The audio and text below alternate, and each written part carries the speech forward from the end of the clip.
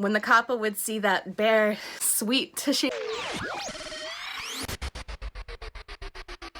Hello interwebs and welcome back. I'm Shanna and this is where I share my life and stories and finished opinions and whatever else I feel like. And today we are going to be sharing with you another Japanese legend. Now this is probably one of Japan's most famous urban legends, and it was kind of cool because I'd actually already planned all of this out, done all of the research, and then Jenna and Julian were talking about this story on their podcast. So they'll probably never see this, but in case they do, shout out to two of my favorite creators. You guys are such an inspiration. But today, we're going to be talking about the Kappa.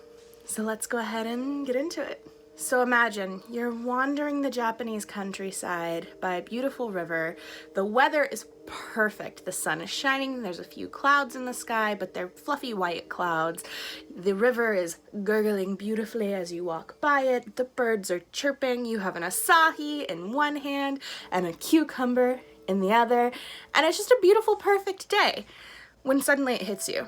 You have to use the toilet, and you have to use the toilet now. But there's no toilet in sight because you're in the countryside, in the middle of nowhere. You look around, and there's nobody around. You're in the countryside, you're all alone, no big deal. So you just waltz on over to the river, pull your pants down to your ankles, and squat. Suddenly, there's a splash, and something cold and slimy is touching you somewhere that you did not expect, and it should not be.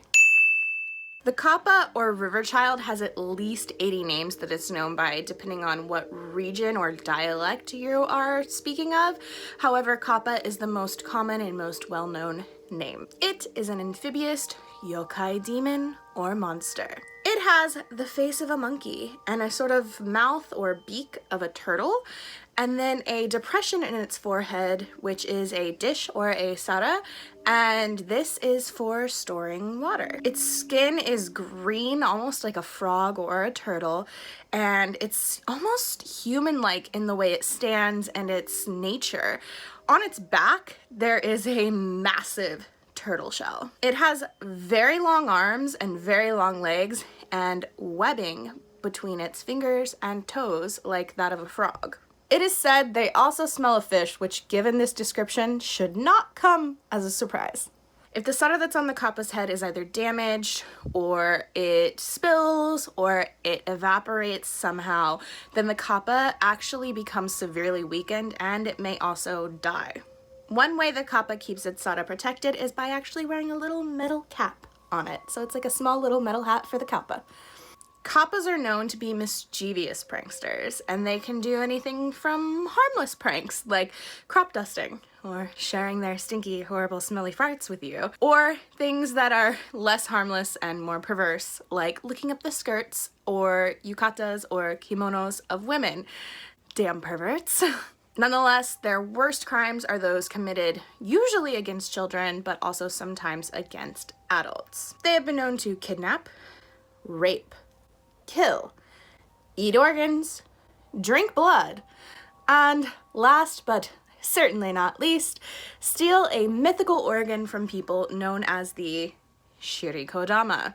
Now, what is a mythical organ and what is the shirikodama, you might ask? I'm so glad you did! The shirikodama is your life force or your soul, and it is stored in none other than your anus. Don't laugh, don't laugh, don't laugh, don't laugh, don't laugh, don't laugh, don't laugh. You heard that correctly.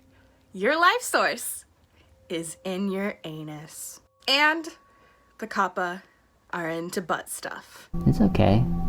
You can look at my butt. But humans are not the only ones in danger, as Kappa have been known to attack even large animals such as horses and cattle. So keep your fuzzies away from the water too.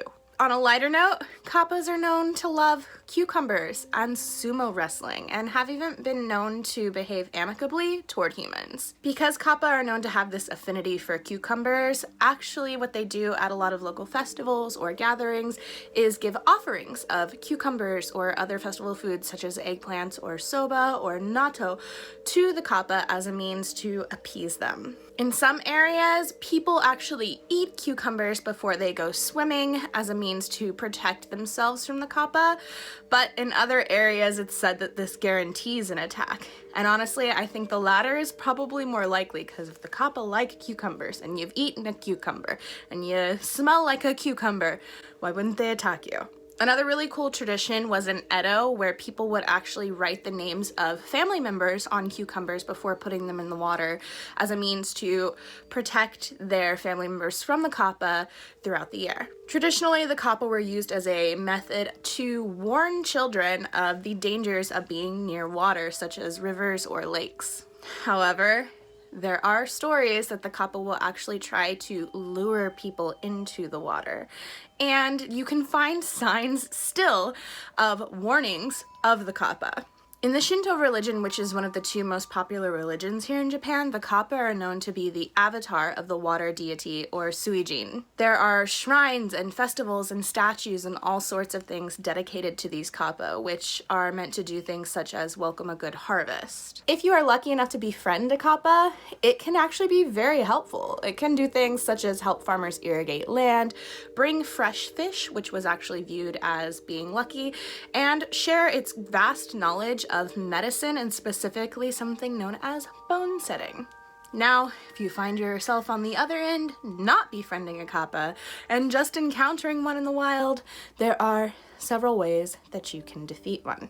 First and foremost, Kappa are obsessed with politeness, and if you run into one in the wild, if you bow very deeply, the Kappa will have to return that bow, and as such will spill the water from its sara on its forehead. When it does that, it actually gets stuck in that bowing position and it can't move. That is until the dish is refilled, which brings me to a pretty interesting next point. The person who refills that dish will have the Kappa indebted to him or her for the rest of his or her life. So, you could use that as a means to befriend the Kappa, and it'll have to help you out for the rest of eternity. It is also said that the Kappa's little gangly arms can be easily detached. So if you can somehow manage to do that, they will actually perform favors for you or share knowledge with you in exchange for getting their arms or legs back. If you are feeling confident in your abilities, you can accept or even challenge the Kappa to a game of shogi, or its favorite pastime, sumo wrestling. You can sort of use these tasks as a way to spill the Kappa's sara as well. It is also said that iron, sesame, and ginger avert the Kappa, so maybe while you're out on your lovely countryside walk, keep some of that with you. Cool little background for you. Back in the day, before we had the washiki, which is like the Japanese style squat toilet, or even the modern toilets in Japan, people actually used to venture to the edge of bodies of water, such as lakes or rivers, to use the bathroom. As they unsuspectingly squatted down by the bodies of water, it was said that the Kappa were lurking beneath the water, waiting for their next victim. When the Kappa would see that bare, sweet tushy hanging over the edge, they just couldn't help themselves and they would attack. Sometimes they would drag their victim underwater and keep them there until they would drown. Sometimes they would reach up the anus of the victim until they reached his or her tongue and then pull, essentially turning this person inside out. Then, because somehow that didn't just kill the person, while they were flopping on the edge of the water with their skin on the inside and their organs on the outside, the Kappa would eat their liver. Their favorite little treat. Yum. It is also said that since nowadays, people don't have to squat by the river anymore, Kappa actually dwell in the sewage drains and the pipes in all of the bathrooms. They will stick their gangly, extendable arms into the pipes of the toilet and wait for your unsuspecting little booty to sit down on that beautiful porcelain. So, think about that the next time you have to use the toilet in Japan. The Kappa is waiting. Protect your shirikodama.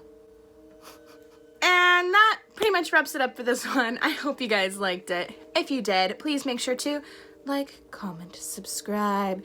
And if you made it to this point in the video, make sure you leave down below a little turtle emoji. Not only does that help out my channel, a lot, but it lets me know that you were here. It gives us a chance to chat, and of course, I just love to see your faces down there. If you guys want another way to help out my channel, down below, there are links to my merch store, my Patreon, and my website. There's zero obligation to check any of those out, but if you want to, you can. Thank you guys so much for watching. I appreciate all of you so very much, and I'll see you next time. Bye! Wandering the Japanese countryside by a beautiful wither. What is a wither? Evaporates somehow, then the Kappa becomes severely and do things such as help farmers irrigate land, bring fresh